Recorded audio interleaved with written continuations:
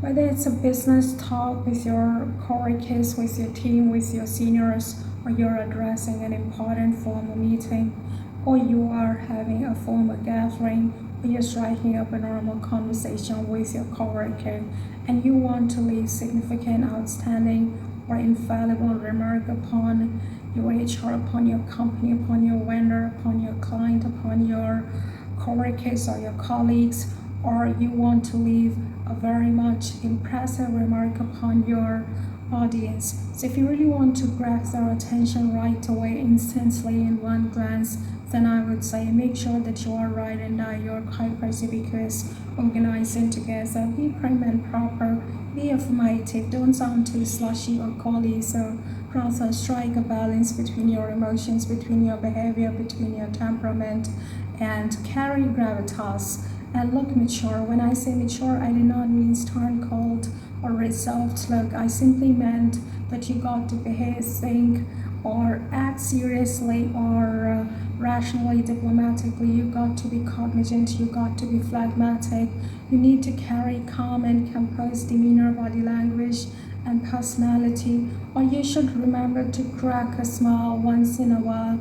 You should act like a person, act like a human, or act like someone who is alive, not someone who is entirely dead, or not like someone who does not know how to infuse life in emotions. So I meant someone who is jovial, lively, at the same time, someone who is quite decisive, quite spontaneous, and quite assertive and ambivert. So someone who really knows his or her job pretty well, someone who can pick up responsibilities under all the circumstances, whether they are satisfying, whether they are affluent, whether they are average, or whether they are normal or poor or dire. So it doesn't matter what circumstances they're in, but they always take responsibilities quite effectively, and they never give up, they never give in.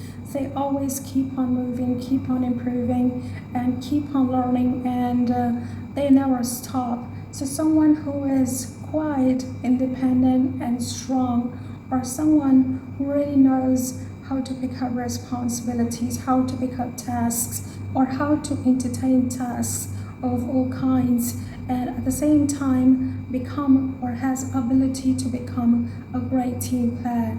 So someone who has got enthusiasm to do a great life, at the same time lead his or her team. So someone who is a great team player, someone who's got team spirit, or someone who works with and works for his team or her team. That's what maturity is, when you really know how to deal with your professional and personal life quite successfully, quite effectively, at the same time being content and happy. Someone who carries strong will, strong core confidence. So it's really important that you have got all these traits in order to demonstrate your leadership qualities. Now you must be wondering that I can't develop leadership qualities overnight, or do I have to develop these qualities? I would love to inform you all that we all have leadership qualities. However, our standards differ, or our level of understanding with it differ, or our comprehension skills do differ. However, we all are having these skills. We all are able to demonstrate leadership qualities, people skills, behavioral skills, managerial skills, interpersonal skills, but our level differ, and therefore our proficiency differ. And I would love to just watch you all expanding it, enhancing it, emulating it, transforming it, and just highlighting or addressing or demonstrating it. So make sure that you are ready to acknowledge yourself, you're ready to work upon yourself, you're not running away, you're not escaping from hard work, you're ready to put your heart and soul into whatever you aim for, whatever you want to accomplish. So if you really want to get shortlisted, if you really want to get hired, if you really want to be a spotlight, if you really want to be someone who is given importance, or if you really want to be someone who is given respect, or if you really want to be someone who is given, I would say, a limelight, then I would say make sure that you are a very ideal example for it too, because honestly, limelight, you can have by wrong ways or wrong methods too. However, when you accomplish limelight or when you accomplish any kind of significant fame for your great reasons or for better reasons, then you leave inspiration. So it totally depends on you whether you want to be an inspiration or whether you want to leave people in dark. And anyway, let's just continue with what you should be doing in order to accomplish your goals. So if you really want to accomplish your goals, if you really want to crack your interviews, I would say make sure that you are an attentive listener and attentive talker. And it's really important that you pay attention towards your audience, what they're saying, what they're trying to communicate with you, what their real concerns are, what their real issues are, and what they're happy or unhappy about, so that you can play a great role of a team leader, or you can help them out, or you can acknowledge their concern. At the same time, ensure that you are wearing formals in informal gatherings. It's really important that you are wearing formals in formal gatherings, because when you wear formals in formal gatherings, you look disciplined, you look systemized, or you look up to date and organized and together. So ensure that you're wearing formals and formal gatherings, and only wear casual clothes when they're recommended, and use great vocabulary, great words, and great communication skill as a powerful tool, because indeed it's a powerful tool, because honestly you can decipher your thoughts, you can describe your emotions, you can demonstrate your feelings, or you can sound very ambivert or sound very assertive. You sound like an asset to an organization if you have got great communication skill.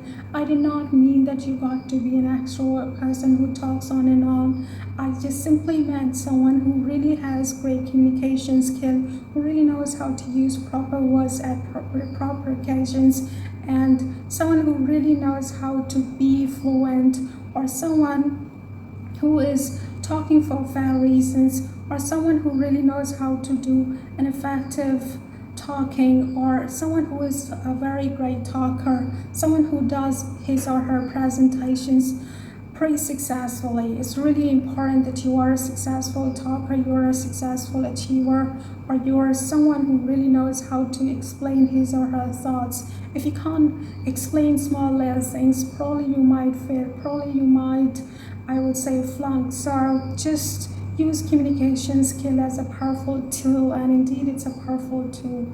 And don't be evasive and elusive or ambiguous, rather talk to the point and talk very brief, very crisp and simple. Instead of beating around the bush, I would say just talk to the point and make eye contact. It's really important that you're making eye contact with people or with your audience, because when you make eye contact, you sound very assertive, you sound someone who really knows how to pay attention towards his or her audience, or someone who acknowledges people, someone who values people, and never ever procrastinate your presence or delay, rather always reach on time. Because when you delay, you turn out to be flippant, or you appear like a flippant and ignorant person, and you sound very clumsy and like a daisical for people. So ensure that you are leaving quiet, positive remark upon people. You're not appearing gray, you're not appearing negative, you are not leaving a message of unpunctuality, rather you're valuing time, because when you're on time, it shows that you're valuing someone's presence, you're valuing someone's time, you're valuing someone's space. So make sure that you are always on time, and don't hesitate to apologize if you have to, because if you're making any kind of inadvertent or advertent mistake, then you should apologize for it, whether it's sneezing or coughing, whether you are picking an important phone call, because honestly, when you're picking an important phone call in formal premises, first of all, it should be taboo. However, if you feel that it's an urgent phone call or you got to pick it up, then excuse yourself and then pick it up, and ensure that you are not hesitant using a lot of great skills like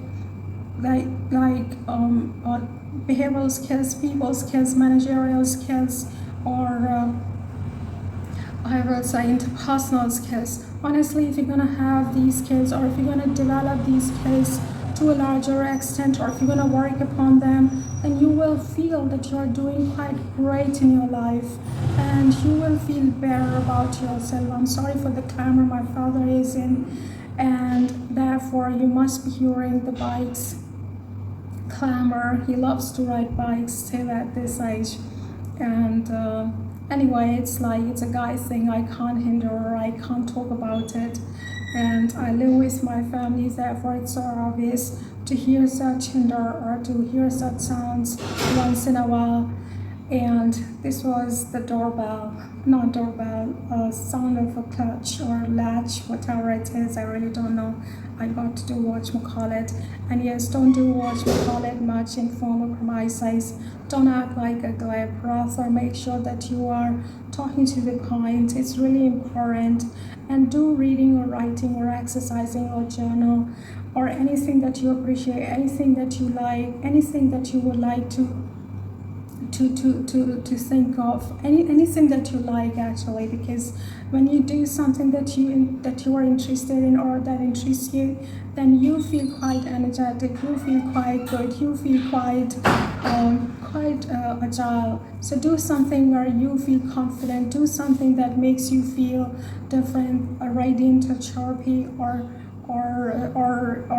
you feel like that you are feeling full of energy. So do try something which can help you boost your confidence, and do enough of rabbit hole deep diving, enough of prep, enough of homework upon your work project, upon your profile, upon your company, upon your vendor, upon your client, so that you can improve yourself, or you can improve your communication with your client, or you can build a very beautiful connection with your client, or with your company, or with your audience. Because honestly, if you're gonna do enough of prep upon what kind of theories and philosophies they are following, or what kind of cultures they're from, or what kind of backgrounds they share, or what kind of traditional values they carry, then probably your communication with them automatically will go quite smoothly, and you will enjoy talking to them. You will have a very much strong connection with them, or you will have zeal to communicate with them, and you will improve your relationship with them, and you will sound very familiar as well. So ensure that you are talking to them fluently, and you will only be able to do that if you will do enough of enough of prep or enough of homework upon them. It's really important, so don't forget to do it. I'm not asking you to flatter them, I'm just asking you to stalk them a little, so that you know them, what kind of people they are, what kind of likes and dislikes they carry, what kind of things they appreciate, what kind of things they don't appreciate, so that you don't offend them. At the same time, you do things that interest them, and so that you can greet them well. It's really important to greet someone well, and don't shake your legs, don't talk with your hands, or don't feel with your fingers. Professional body language is really important, so follow professional body language in formal gatherings, in formal premises. In your personal life, you can be wherever you want to. However, ensure that in your professional life, you are thoroughly professional, and that's all about it. And yes, if you feel that you got to breathe a little, you got to pause a little, you got to ruminate a little, then just don't mind using fillers. Probably I might be the first person who's advising you to use fillers, but the only reason I'm supporting fillers, because first of all, fillers, they work like human propensity, and when you use fillers, you get to time to ruminate, to think, or to reflect upon the situation. You get quick answers, you get quick responses, and you get quick answers. So make sure that you are using fillers if you have to, but don't use fillers frequently. Use fillers once in a while when you have to. And when you use fillers, you sound razor sharp, you sound very much appealing and charming and attractive too. So there is nothing wrong if you're using fillers. It's anyway a human propensity. No matter how great artists we are, no matter how great communicators we are, however, once in a while we all use fillers. So saying that you should not use flirts, or using flirts should be taboo, or you should avoid using flirts. I would rather say that use flirts, however, once in a while, but not very frequently, only when you got to, when you have to, for fair reasons.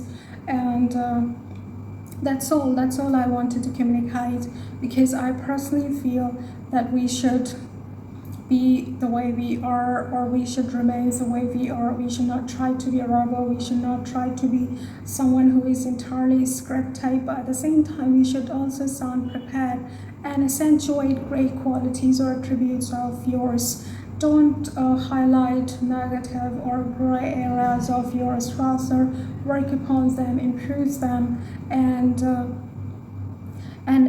just don't talk about them. You should know that when you are talking about them, they're gonna think that you are very pessimistic, or you only focus upon gray areas, or you don't have anything good to share about yourself, or you don't feel good enough about yourself. So make sure that you are strong, you're confident, you're wearing confidence on your sleeve, and you are appearing very much loud and at the same time confident in front of them. And also ensure that you are not rubbing them wrong way, you're not paying any kind of scuffle, or you are not, I would say, you are not carrying any kind of chip on your shoulder, you're not carrying any kind of resentment, no matter how many triggering questions they ask, no matter how many triggering questions they give you. However, ensure that you are very quite phlegmatic, and at the same time quite cool-headed, or you know how to manage your situation, you know how to manage your circumstances, or you know how to control your emotions. So make sure that you have ability to face all kind of circumstances, or all kind of problems, or you have ability to solve problems, not create problems, and be resilient. It's really important that you are quite resilient, and that's all about it. That's all I wanted to communicate with you all. I think I haven't forgotten anything so far, though there is one point that I was thinking to remind you all as well, but I think this video is anyway going to be quite longer. I really don't know how many people will really listen to this whole video, but I hope you get to listen to this whole video. You will definitely take away something out of it. If not, really, you're going to face any kind of interviews, or if you're not going to face any kind of formal meetings, you will still learn how to stay formal, how to stay punctual, or how to stay organized, or what to do in your real life with yourself. Is really important. And yes, bring new ideas and new proposals on the table. This was one point that I really wanted to remind you all, that bring new ideas, new proposals, new aids and strategies and tactics on the table, so that you sound innovative, you sound someone who is quite an asset, quite assertive, at the same time quite someone who is systemized, and someone who thinks for the company, or someone who thinks in the interest of the company, or someone who can walk extra mile for the company. So make sure that you are demonstrating your abilities, your potentials in front of your vendor, in front of your company, in front of your client, in front of people you're working with. At the same time, buy their ideas, buy their proposals, or acknowledge their proposals and ideas as well. It should be a mutual consent, or it should be a mutual teamwork. So always believe in a teamwork. So that's it for now. I hope this video will help you improve, help you change. And this video will definitely give you a fair outlook towards what should be your professional life, and how you should treat your professional life, and what is really important in your professional life. At the same time, or abreast, you will learn what should be your first priority as a person. You should be your first priority as a person. You should work upon yourself. You should work upon changing yourself, or transforming yourself, or you should aim high standards or healthy lifestyle, so that you can communicate the same through you. Because honestly, instead of ending your life, make your life worth living. Instead of destroying your life, I would say use your life. Instead of devastating your life, build your life. So build your life and do proud. Enjoy. Bye bye. Take care.